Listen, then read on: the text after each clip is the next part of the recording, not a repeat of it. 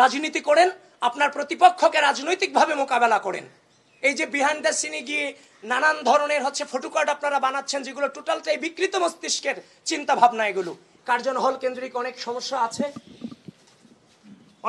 আছে, কার্জন হল, মোতাহার হোসেন ভবন, তারপর মোকাররম ভবন, তারপর যে আমাদের যে কার্জন হল, ক্যান্টিন সংক্রান্ত থেকে শুরু করে অনেক ধরনের সমস্যা আছে, যেগুলো সমাধান হচ্ছে না, ঝুলে আছে।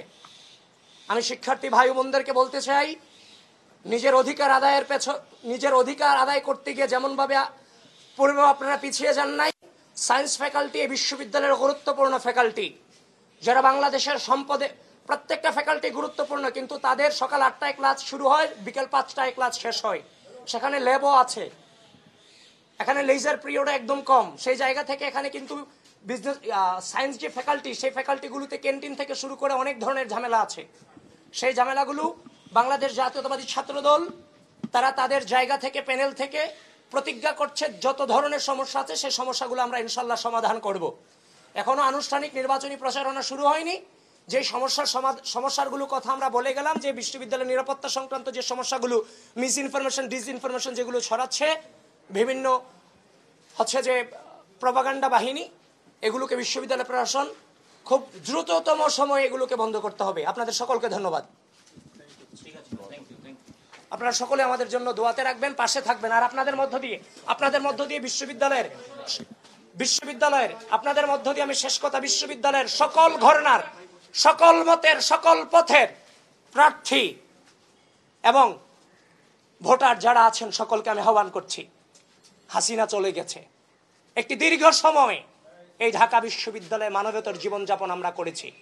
ছাত্রলীগ ছাড়া জীবনের কোনো মূল্যায়ন ছিল না, শিক্ষার্থীর কোনো মূল্যায়ন ছিল না। আমরা কিন্তু সেখান থেকে বেরিয়ে গেছি। 5 আগস্ট পরবর্তী সময়ে আমি আপনাদের মিডিয়াকে সাক্ষী রেখে বলছি, আমি আপনাদেরকে প্রশ্ন করছি, 5 আগস্ট পরবর্তী সময়ে প্রত্যেকটা ক্যাম্পাসে কারা প্রপাগান্ডা ছড়িয়েছে, কারা বিভিন্ন সংগঠনগুলোকে রাজনীতি নিষিদ্ধের নামে নানান ধরনের মব তৈরি করেছে, আপনারাই কিন্তু জানেন। ঢাকা বিশ্ববিদ্যালয়ের সাধারণ শিক্ষার্থীরা এগুলো জানে। ঢাকা বিশ্ববিদ্যালয়ের সাধারণ শিক্ষার্থীদেরকে বলছি, আপনারাই সেগুলো বিচার বিশ্লেষণ করবেন। কারা 5 আগস্ট পরবর্তী সময়ে শ্রদ্ধা, স্নেহ, সহনশীলতা, সহমর্মিতাকে বৃদ্ধাঙ্গুলি দেখিয়ে বারবার কারা বিশ্ববিদ্যালয় মাটিতে সংঘর্ষ বাঁধানোর চেষ্টা করেছে এবং কি বিশৃঙ্খল পরিস্থিতি সৃষ্টি করার চেষ্টা করেছে। শুধুমাত্র আমি বলবো, ওপেনলি বলার প্রয়োজন না, আপনি আপনার বিবেককে প্রশ্ন করেন, আপনি উত্তর পেয়ে যাবেন।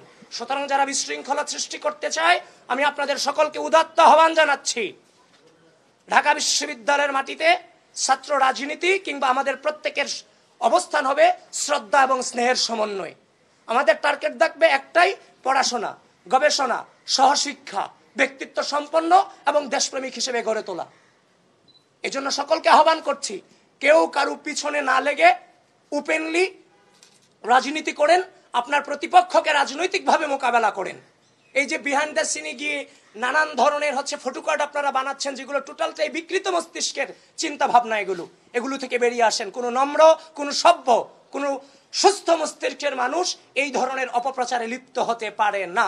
এখন আপনারা কি আসলে সুস্থ মস্তিষ্কের নাকি অন্য কোনো মস্তিষ্কের, সেটা আপনারাই বিবেচনা করে নেবেন যারা এই কাজগুলো করছেন।